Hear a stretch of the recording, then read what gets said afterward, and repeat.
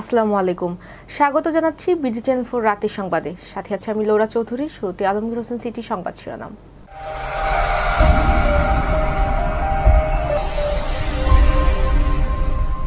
EC কারো কথাই চলে না, শাপলা প্রতীক নিয়ে ইসি। ইশাখা ইন্টারন্যাশনাল ইউনিভার্সিটিতে ছাত্রদলের নতুন কমিটি, নেতৃত্বে শোয়েব ও আলভি। অষ্টগ্রামে হেফাজতে ইসলাম উপজেলা শাখার নতুন কমিটি গঠিত। ভৈরবে মাদক মামলায় সাজাপ্রাপ্ত পলাতক আসামি গ্রেফতার। আখতারকে ডিম ছোড়া মিজান জামিনে মুক্তি। পাকিস্তানকে হারিয়ে ফাইনালে বাংলাদেশ। শুনছিলেন আলমগীর হোসেন সিটি সংবাদ শিরোনাম। এবার ডিজিলে বিস্তারিত।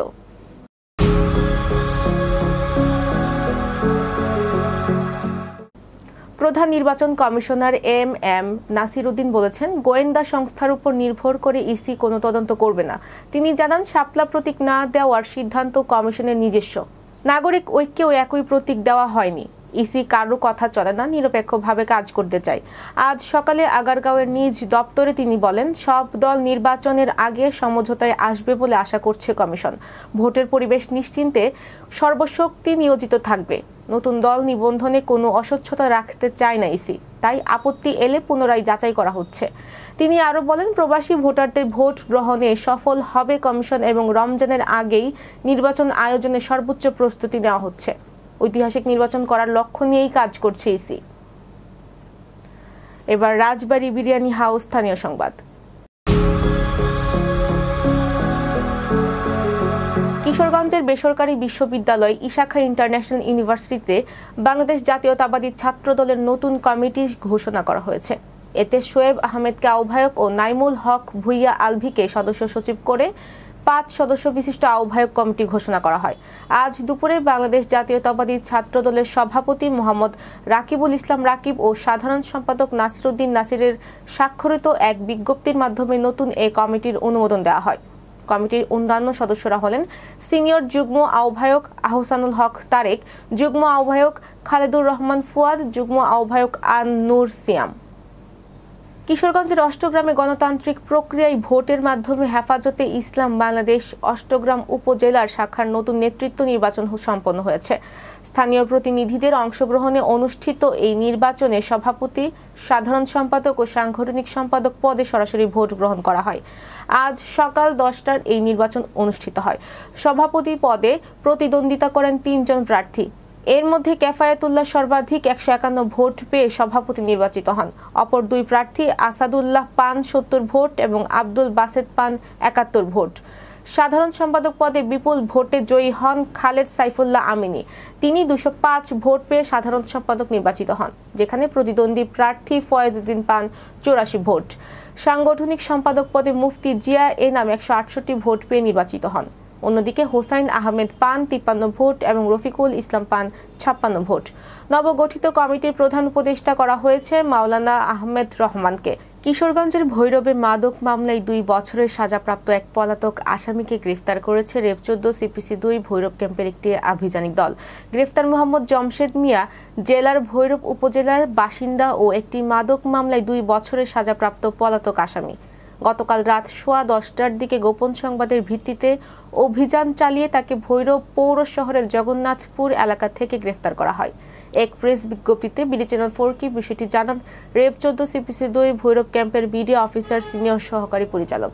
গ্রেফতার আসামিকে ভৈরব থানায় হস্তান্তর করা হয়েছে। এবার জীবনদীপ হেলথ সেন্টার আন্তর্জাতিক খবর।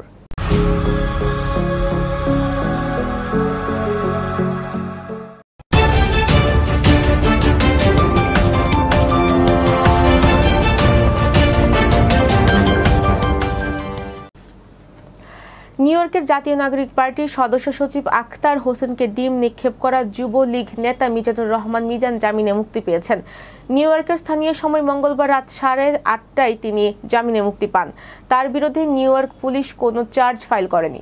22 সেপ্টেম্বর জাতিসংঘের সাধারণ অধিবেশনে 80তম অধিবেশনে যোগ দিতে প্রধান উপদেষ্টা ও তার সফর সঙ্গীদের বহনকারী এমিরেটস একটি ফ্লাইট নিউ ইয়র্কের জন এফ কেনেডি আন্তর্জাতিক বিমানবন্দরে অবতরণ করেন।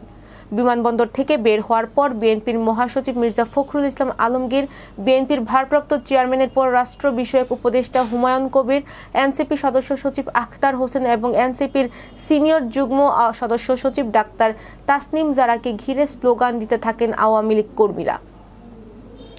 এবার ঘরোয়া ডিজিটাল প্রিন্টার্স খেলার খবর।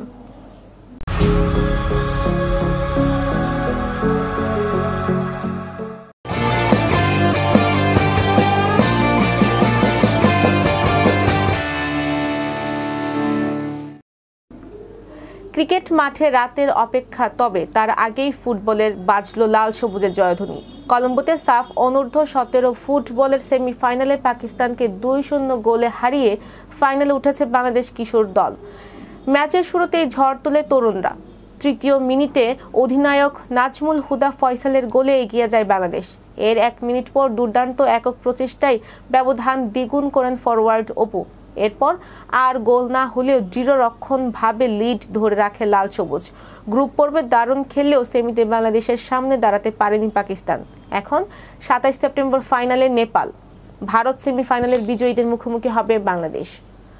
দর্শক, সংবাদ শেষ করার আগে ম্যাপেল ইন্টারন্যাশনাল স্কুল শিরোনামগুলো আরও একবার।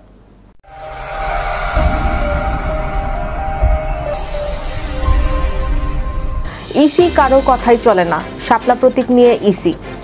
ইশাখা ইন্টারন্যাশনাল ইউনিভার্সিটিতে ছাত্রদলের নতুন কমিটি, নেতৃত্বে শোয়েব ও আলভি। অষ্টগ্রামে হেফাজতে ইসলাম উপজেলা শাখার নতুন কমিটি গঠিত। ভৈরবে মাদক মামলায় সাজাপ্রাপ্ত পলাতক আসামি গ্রেফতার। আখতারকে ডিম ছোড়া মিজান জামিনে মুক্তি। পাকিস্তানকে হারিয়ে ফাইনালে বাংলাদেশ। প্রিয় দর্শক, এই ছিল বিডি চ্যানেল 4 রাতের সংবাদ। সবাইকে পরবর্তী সংবাদ দেখার আমন্ত্রণ জানিয়ে আজকের মতো এখানেই বিদায় নিচ্ছি। সবাই ভালো থাকবেন, সুস্থ থাকবেন এবং নিত্য নতুন সংবাদ পেতে বিডি চ্যানেল 4 ফেসবুক পেজ ও ইউটিউব চ্যানেল সাথেই থাকুন। আল্লাহ হাফেজ, শুভরাত্রি।